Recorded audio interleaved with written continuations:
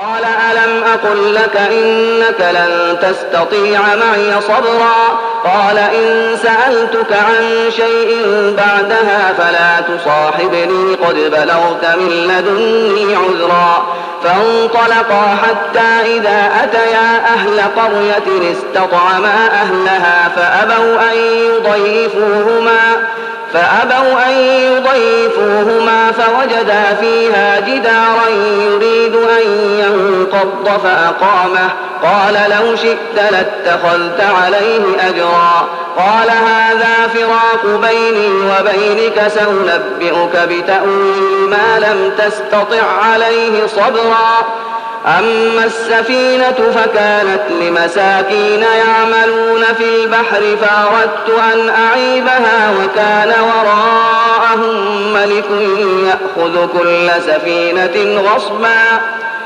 وأما الغلام فكان أبواه مؤمنين فخشينا أن يرهقهما طغيانا وكفرا فأردنا أن يبدلهما ربهما خيرا منه زكاة وأقرب رحما وأما الجدار فكان لغلامين يتيمين في المدينة وكان تحته كنز لهما وكان أبوهما صالحا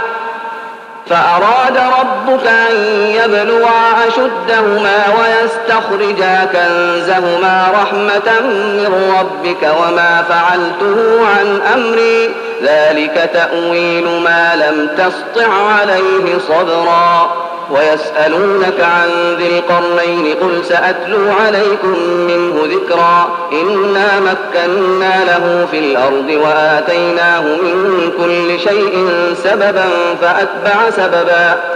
حتى إذا بلغ مغرب الشمس وجدها تغرب في عين حمئة ووجد عندها قوما قلنا يا ذا القرنين إما أن تعذب وإما أن تتخذ فيهم حسنا قال أما من ظلم فسوف نعذبه ثم يرد إلى ربه فيعذبه عذابا نكرا وأما من آمن وعمل صالحا فله جزاء الحسنى وسنقول له من أمرنا يسرا ثم أتبع سببا حتى إذا بلغ مطلع الشمس وجدها تطلع على قوم لم نجعل لهم من دونها سترا كذلك وقد أحطنا بما لديه خبرا ثم أتبع سببا حتى إذا بلغ بين السدين وجد من دونهما قوما لا يكادون يفقهون قولا قالوا يا ذا القرنين إن يأجوج ومأجوج مفسدون في الأرض فهل نجعل لك خرجا على أن تجعل بيننا وبينهم سدا قال ما مكني فيه ربي خير فأعينوني بقوة أجعل بينكم وبينهم ردما آتوني زبر الحديد حتى إذا ساوى بين الصدفين قال انفخوا حتى إذا جعله نارا قال آتوني أفرغ عليه قطرا فما استطاعوا أن يظهروه وما استطاعوا له نقبا قال هذا رحمة من ربي فإذا جاء وعد ربي جعله دكاء وكان وعد ربي حقا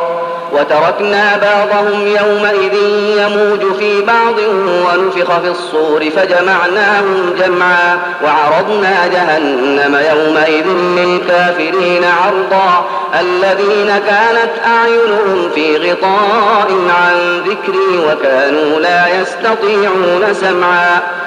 أفحسب الذين كفروا أن يتخذوا عبادي من دوني أولياء إنا أعتدنا جهنم للكافرين نزلا قل هل ننبئكم بالأخسرين أعمالا الذين ضل سعيهم في الحياة الدنيا وهم يحسبون أنهم يحسنون صنعا أولئك الذين كفروا بآيات ربهم ولقائه فحبطت أعمالهم فلا نقيم لهم يوم القيامة وزنا ذلك جزاؤهم جهنم بما كفروا واتخذوا آياتي ورسلي هزوا إن الذين آمنوا وعملوا الصالحات كانت لهم جنات الفردوس نزلا خالدين فيها لا يبغون عنها حولا قل لو كان البحر مدادا لكلمات ربي لنفد البحر قبل أن تنفد كلمات ربي ولو جئنا بمثله مددا قل إنما أنا بشر مثلكم يوحى إلي أنما إلهكم إله واحد فمن كان يرجو لقاء ربه فليعمل عملا صالحا ولا يشرك بعبادة ربه أحدا. بسم الله الرحمن الرحيم. كافها يا صاد ذكر رحمة ربك عبده زكريا إذ نادى ربه نداء خفيا قال رب إني وهن العظم مني واشتعل الرأس شيبا ولم أكن بدعائك رب شقيا وإني خفت الموالي من ورائي وكانت امرأتي عاقرا فهب لي من لدنك وليا يرثني ويرث من آل يعقوب واجعله رب رضيا يا زكريا إنا نبشرك بغلام اسمه يحيى لم نجعل له من قبل سميا قال رب أنى يكون لي غلام وكانت امرأتي عاقرا وقد بلغت من الكبر عتيا قال كذلك قال ربك هو علي هين وقد خلقتك من قبل ولم تك شيئا قال رب اجعل لي آية قال آيتك ألا تكلم الناس 3 ليال سويا فخرج على قومه من المحراب فأوحى إليهم أن سبحوا بكرة وعشيا يا يحيى خذ الكتاب بقوة وآتيناه الحكم صبيا وحنانا من لدنا وزكاة وكان تقيا وبرا بوالديه ولم يكن جبارا عصيا وسلام عليه يوم ولد ويوم يموت ويوم يبعث حيا واذكر في الكتاب مريم إذ انتبذت من أهلها مكانا شرقيا فاتخذت من دونهم حجابا فأرسلنا إليها روحنا فتمثل لها بشرا سويا قالت إني أعوذ بالرحمن منك إن كنت تقيا قال إنما أنا رسول ربك لأهب لك غلاما زكيا قالت أنى يكون لي غلام ولم يمسسني بشر ولم أك بغيا قال كذلك قال ربك هو علي هين ولنجعله آية للناس ورحمة منا وكان أمرا مقضيا فحملته فانتبذت به مكانا قصيا فأجاءها المخاض إلى جذع النخلة قالت يا ليتني مت قبل هذا وكنت نسيا منسيا فناداها من تحتها ألا تحزني قد جعل ربك تحتك سريا وهزي إليك بجذع النخلة تساقط عليك رطبا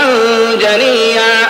فكلي واشربي وقري عينا فإما ترين من البشر أحدا فقولي إني نذرت للرحمن صوما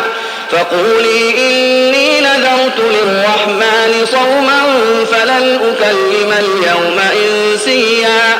فأتت به قومها تحمله قالوا يا مريم لقد جئت شيئا فريا يا أخت هارون ما كان أبوك امرأ سوء وما كانت أمك بغيا فأشارت إليه قالوا كيف نكلم من كان في المهد صبيا قال إني عبد الله آتاني الكتاب وجعلني نبيا وجعلني مباركا أينما كنت وأوصاني بالصلاة والزكاة ما دمت حيا وبرا بوالدتي ولم يجعلني جبارا شقيا والسلام علي يوم ولدت ويوم أموت ويوم أبعث حيا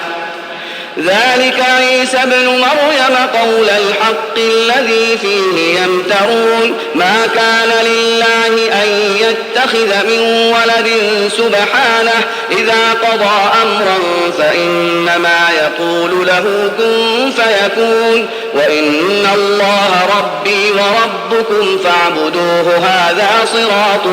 مستقيم فاختلف الأحزاب من بينهم فويل للذين كفروا من مشهد يوم عظيم أسمع بهم وأبصر يوم يأتوننا لكن الظالمون اليوم في ضلال مبين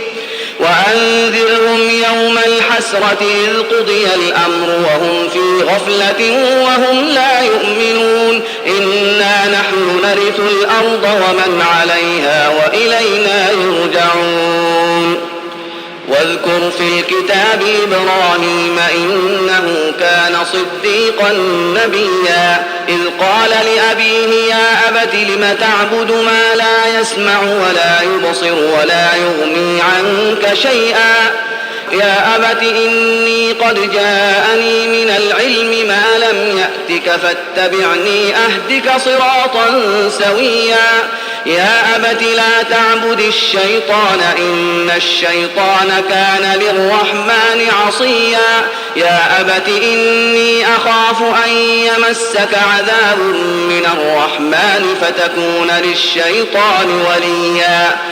قال أراغب أنت عن آلهتي يا إبراهيم لئن لم تنته لأرجمنك واهجرني مليا قال سلام عليك سأستغفر لك ربي إنه كان بي حفيا وأعتزلكم وما تدعون من دون الله وأدعو ربي عسى ألا أكون بدعاء ربي شقيا فلما اعتزلهم وما يعبدون من دون الله وهبنا له إسحاق ويعقوب وكلا جعلنا نبيا ووهبنا لهم من رحمتنا وجعلنا لهم لسان صدق عليا واذكر في الكتاب موسى إنه كان مخلصا وكان رسولا نبيا وناديناه من جانب الطور الأيمن وقربناه نجيا ووهبنا له من رحمتنا أخاه هارون نبيا واذكر في الكتاب إسماعيل إنه كان صادق الوعد وكان رسولا نبيا وكان يأمر أهله بالصلاة والزكاة وكان عند ربه مرضيا واذكر في الكتاب إدريس إنه كان صديقا نبيا ورفعناه مكانا عليا أولئك الذين أنعم الله عليهم من النبيين من ذرية آدم وممن حملنا مع نوح ومن ذرية إبراهيم وإسرائيل وممن هدينا واجتبينا إذا تتلى عليهم آيات الرحمن خروا سجدا وبكيا فخلف من بعدهم خلف أضاعوا الصلاة واتبعوا الشهوات فسوف يلقون غيا إلا من تاب وآمن وعمل صالحا فأولئك يدخلون الجنة ولا يظلمون شيئا جنات عدن التي وعد الرحمن عباده بالغيب إنه كان وعده مأتيا لا يسمعون فيها لغوا إلا سلاما ولهم رزقهم فيها بكرة وعشيا تلك الجنة التي نورث من عبادنا من كان تقيا وما نتنزل إلا بأمر ربك له ما بين أيدينا وما خلفنا وما بين ذلك وما كان ربك نسيا رب السماوات والأرض وما بينهما فاعبده واصطبر لعبادته هل تعلم له سميا ويقول الإنسان أإذا ما مت لسوف أخرج حيا أولا يذكر الإنسان أنا خلقناه من قبل ولم يك شيئا فوربك لنحشرنهم والشياطين ثم لنحضرنهم حول جهنم جثيا ثم لننزعن من كل شيعة أيهم أشد على الرحمن عتيا ثم لنحن أعلم بالذين هم أولى بها صليا وإن منكم إلا واردها كان على ربك حتما مقضيا ثم ننجي الذين اتقوا ونذر الظالمين فيها جثيا وإذا تتلى عليهم آياتنا بينات قال الذين كفروا للذين آمنوا أي الفريقين خير مقاما وأحسن نديا وكم أهلكنا قبلهم من قرن هم أحسن أثاثا ورئيا قل من كان في الضلالة فليمدد له الرحمن مدا حتى إذا رأوا ما يوعدون إما العذاب وإما الساعة فسيعلمون من هو شر مكانا وأضعف جندا ويزيد الله الذين اهتدوا هدى والباقيات الصالحات خير عند ربك ثوابا وخير مردا أفرأيت الذي كفر بآياتنا وقال لأوتين مالا وولدا أطلع الغيب أم اتخذ عند الرحمن عهدا كلا سنكتب ما يقول ونمد له من العذاب مدا ونرثه ما يقول ويأتينا فردا واتخذوا من دون الله آلهة ليكونوا لهم عزا كلا سيكفرون بعبادتهم ويكونون عليهم ضدا ألم تر أنا أرسلنا الشياطين على الكافرين تؤزهم أزا فلا تعجل عليهم إنما نعد لهم عدا يوم نحشر المتقين إلى الرحمن وفدا ونسوق المجرمين إلى جهنم وردا لا يملكون الشفاعة إلا من اتخذ عند الرحمن عهدا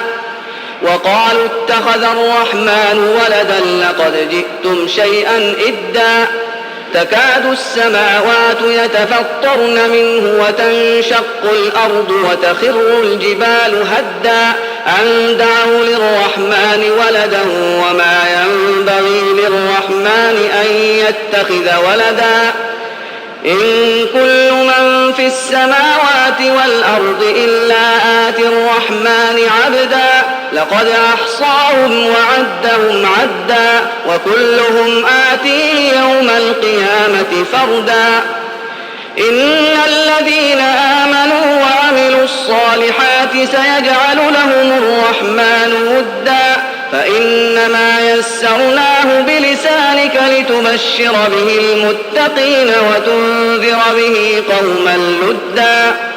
وكم أهلكنا قبلهم من قرن هل تحس منهم من أحد أو تسمع لهم ركزا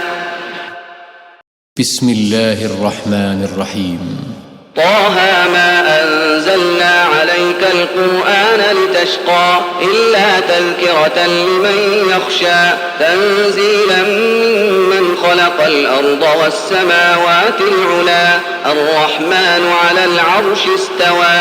له ما في السماوات وما في الأرض وما بينهما وما تحت الثرى وإن تجهر بالقول فإنه يعلم السر وأخفى الله لا إله إلا هو له الأسماء الحسنى وهل أتاك حديث موسى إذ رأى نارا فقال لأهلهم كثوا إني آنست نارا لعلي آتيكم منها بقبس أو أجد على النار هدى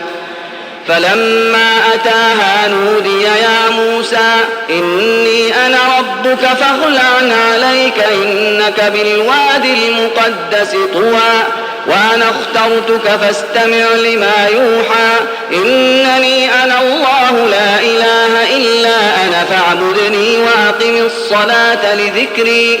إن الساعة آتية أكاد أخفيها لتجزى كل نفس بما تسعى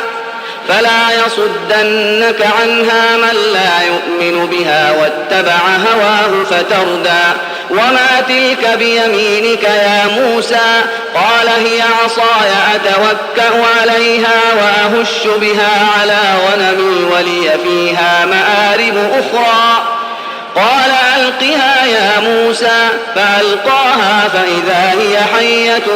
تسعى قال خذها ولا تخف سنعيدها سيرتها الأولى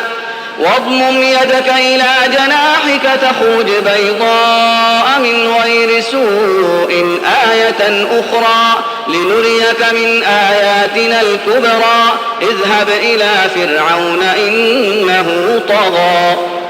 قال رب اشرح لي صدري ويسر لي أمري واحلل عقدة من لساني يفقهوا قولي واجعل لي وزيرا من أهلي هارون أخي اشدد به أزري وأشركه في أمري كي نسبحك كثيرا ونذكرك كثيرا إنك كنت بنا بصيرا قال قد أوتيت سؤلك يا موسى ولقد مننا عليك مرة أخرى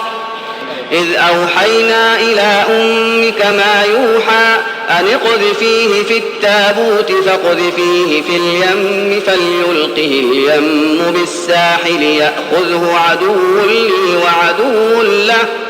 وألقيت عليك محبة مني ولتصنع على عيني إذ تمشي أختك فتقول هل أدلكم على من يكفله فرجعناك إلى أمك كي تقر عينها ولا تحزن وقتلت نفسا فنجيناك من الغم وفتناك فتونا فلبثت سنين في أهل مدين ثم جئت على قدر يا موسى واصطنعتك لنفسي اذهب أنت وأخوك بآياتي ولا تنيا في ذكري اذهبا إلى فرعون إنه طغى فقولا له قولا لينا لعله يتذكر أو يخشى قالا ربنا إننا نخاف أن يفرط علينا أو أن يطغى قال لا تخافا إنني معكما أسمع وأرى فأتياه فقولا إنا رسولا ربك فأرسل معنا بني إسرائيل ولا تعذبهم قد جئناك بآية من ربك والسلام على من اتبع الهدى إنا قد أوحي إلينا أن العذاب على من كذب وتولى قال فمن ربكما يا موسى قال ربنا الذي أعطى كل شيء خلقه ثم هدى قال فما بال القرون الأولى قال علمها عند ربي في كتاب لا يضل ربي ولا ينسى الذي جعل لكم الأرض مهدا وسلك لكم فيها سبلا وأنزل من السماء ماء فأخرجنا به أزواجا من نبات شتى كلوا وارعوا أنعامكم إن في ذلك لآيات لأولي النهى منها خلقناكم وفيها نعيدكم ومنها نخرجكم تارة أخرى ولقد أريناه آياتنا كلها فكذب وأبى قال أجئتنا لتخرجنا من أرضنا بسحرك يا موسى فلنأتينك بسحر مثله فاجعل بيننا وبينك موعدا لا نخلفه نحن ولا أنت مكانا سوى قال موعدكم يوم الزينة وأن يحشر الناس ضحى فتولى فرعون فجمع كيده ثم أتى قال لهم موسى ويلكم لا تفتروا على الله كذبا فيسحتكم بعذاب وقد خاب من افترى فتنازعوا أمرهم بينهم وأسروا النجوى قالوا إن هذان لساحران يريدان أن يخرجاكم من أرضكم بسحرهما ويذهبا بطريقتكم المثلى فأجمعوا كيدكم ثم أتوا صفا وقد أفلح اليوم من استعلى قالوا يا موسى إما أن تلقي وإما أن نكون أول من ألقى قال بل ألقوا فإذا حبالهم وعصيهم يخيل إليه من سحرهم أنها تسعى فأوجس في نفسه خيفة موسى قلنا لا تخف إنك أنت الأعلى وألق ما في يمينك تلقف ما صنعوا إنما صنعوا كيد ساحر ولا يفلح الساحر حيث أتى فألقي السحرة سجدا قالوا آمنا برب هارون وموسى قال آمنتم له قبل أن آذن لكم إنه لكبيركم الذي علمكم السحر فلأقطعن أيديكم وأرجلكم من خلاف ولأصلبنكم في جذوع النخل ولتعلمن أينا أشد عذابا وأبقى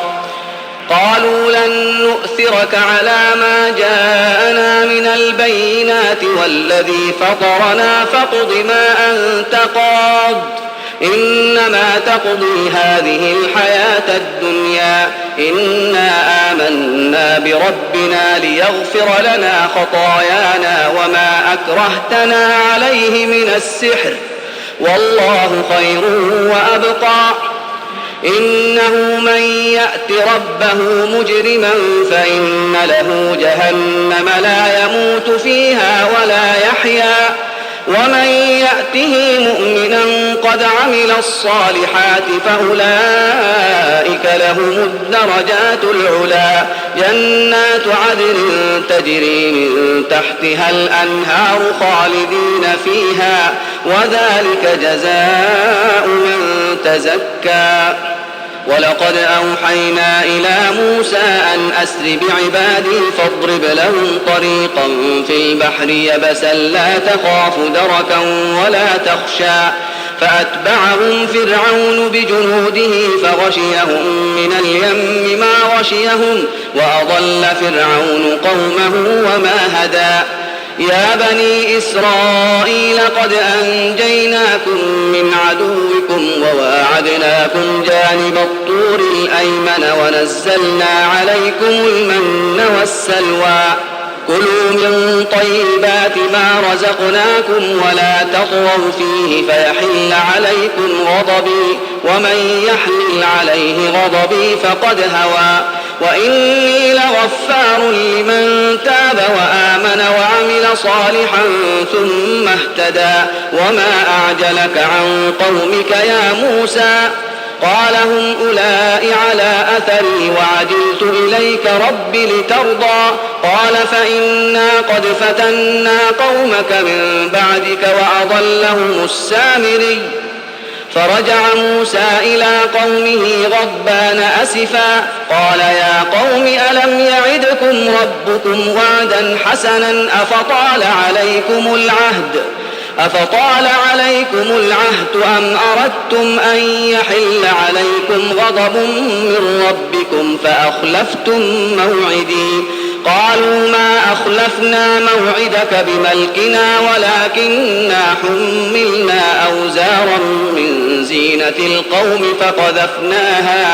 فقذفناها فكذلك ألقى السامري فأخرج لهم عجلا جسدا له خوار فقالوا هذا إلهكم وإله موسى فنسي أفلا يرون ألا يرجع إليهم قولا ولا يملك لهم ضرا ولا نفعا ولقد قال لهم هارون من قبل يا قوم إنما فتنتم به وإن ربكم الرحمن فاتبعوني وأطيعوا أمري قالوا لن نبرح عليه عاكفين حتى يرجع إلينا موسى قال يا هارون ما منعك إذ رأيتهم ضلوا ألا تتبعني أفعصيت أمري قال يا ابن أم لا تأخذ بلحيتي ولا برأسي إني خشيت أن تقول فرقت بين بني إسرائيل ولم ترقب قولي قال فما خطبك يا سامري قال بصرت بما لم يبصروا به فقبضت قبضة من أثر الرسول فنبذتها وكذلك سولت لي نفسي قال فاذهب فإن لك في الحياة أن تقول لا مساس وإن لك موعدا لن تخلفه وانظر إلى إلهك الذي ظلت عليه عاكفا لنحرقنه ثم لننسفنه في اليم نسفا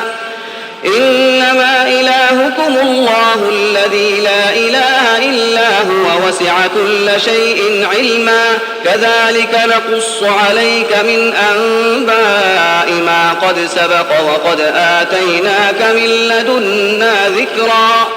من أعرض عنه فإنه يحمل يوم القيامة وزرا خالدين فيه وساء لهم يوم القيامة حملا يوم ينفخ في الصور ونحشر المجرمين يومئذ زرقا يتخافتون بينهم إن لبثتم إلا عشرا نحن أعلم بما يقولون إذ يقول أمثلهم طريقة إن لبثتم إلا يوما ويسألونك عن الجبال فقل ينسفها ربي نسفا فيذرها قاعا صفصفا لا ترى فيها عوجا ولا أمتا يومئذ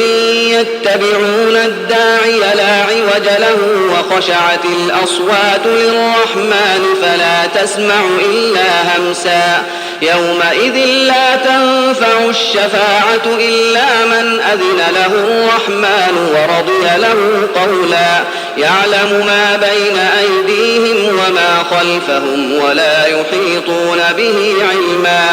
وعنت الوجوه للحي القيوم وقد خاب من حمل ظلما ومن يعمل من الصالحات وهو مؤمن فلا يخاف ظلما ولا هضما وكذلك أنزلناه قرآنا عربيا وصرفنا فيه من الوعيد لعلهم يتقون أو يحدث لهم ذكرا فتعالى الله الملك الحق ولا تعجل بالقرآن من قبل أن يقضى إليك وحيه وقل رب زدني علما ولقد عهدنا إلى آدم من قبل فنسي ولم نجد له عزما وإذ قلنا للملائكة اسجدوا لآدم فسجدوا إلا إبليس أبى فقلنا يا آدم إن هذا عدو لك ولزوجك فلا يخرجنكما من الجنة فتشقى إن لك ألا تجوع فيها ولا تعرى وأنك لا تظمأ فيها ولا تضحى فوسوس إليه الشيطان قال يا آدم هل أدلك على شجرة الخلد وملك لا يبلى فأكلا منها فبدت لهما سوآتهما وطفقا يخصفان عليهما من ورق الجنة وعصى آدم ربه فغوى ثم اجتباه ربه فتاب عليه وهدى قال اهبطا منها جميعا بعضكم لبعض عدو فإما يأتينكم مني هدى فمن اتبع هداي فلا يضل ولا يشقى ومن أعرض عن ذكري فإن له معيشة ضنكا ونحشره يوم القيامة أعمى قال رب لم حشرتني أعمى وقد كنت بصيرا قال كذلك أتتك آياتنا فنسيتها وكذلك اليوم تنسى وكذلك نجزي من أسرف ولم يؤمن بآيات ربه ولعذاب الآخرة أشد وأبقى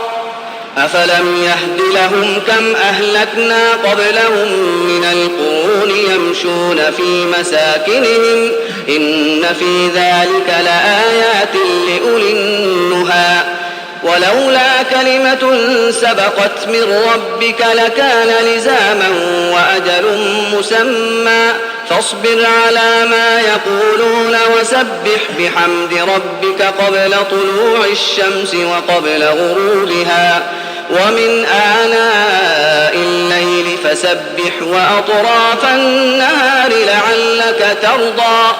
ولا تمدن عينيك إلى ما متعنا به أزواجا منهم زهرة الحياة الدنيا لنفتنهم فيه ورزق ربك خير وأبقى وأمر أهلك بالصلاة واصطبر عليها لا نسألك رزقا نحن نرزقك والعاقبة للتقوى وقالوا لولا يأتينا بآية من ربه أولم تأتهم بينة ما في الصحف الأولى ولو أنا أهلكناهم بعذاب من قبله لقالوا ربنا لولا أرسلت إلينا رسولا فنتبع آياتك من قبل أن نذل ونخزى قل كل متربص فتربصوا فستعلمون من أصحاب الصراط السوي ومن اهتدى